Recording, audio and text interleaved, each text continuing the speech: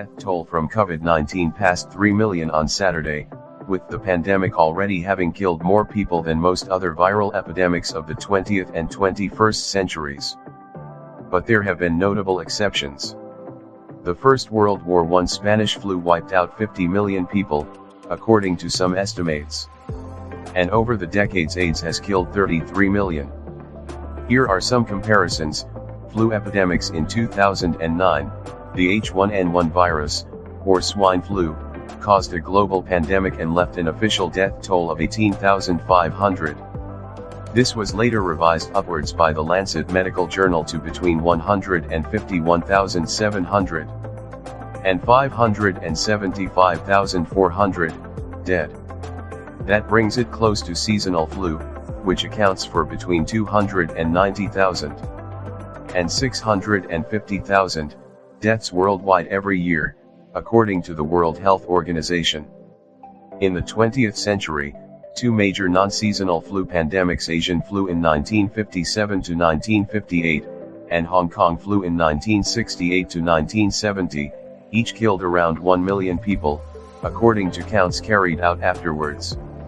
The greatest catastrophe of modern pandemics to date, the flu pandemic of 1918 to 1919, also known as Spanish flu, wiped out some 50 million people according to research published in the year 2000. Other viral epidemics. The death toll from COVID-19, which emerged in central China in late 2019, is far higher than that of the hemorrhagic fever Ebola, which was first identified in 1976. In 4 decades, periodic Ebola outbreaks have killed some 15,000 people, all in Africa. Ebola has a far higher fatality rate than COVID-19, around 50% of people who are infected die from it. But Ebola is less contagious than other viral diseases, namely because it is not airborne but transmitted through direct and close contact. AIDS is by far the most deadly modern epidemic. Almost 33 million people around the world have died of the disease, which affects the immune system. No effective vaccine has been found, but retroviral drugs, when taken regularly, efficiently stop the illness in its tracks and heavily reduce the risk of contamination. This treatment has helped bring down the death toll from its peak in 2004 of 1.7 million deaths to 690,000 in 2019, according to UNAIDS. The hepatitis B and C viruses also have a high death toll, killing some 1.3 million people every year, most often in poor countries.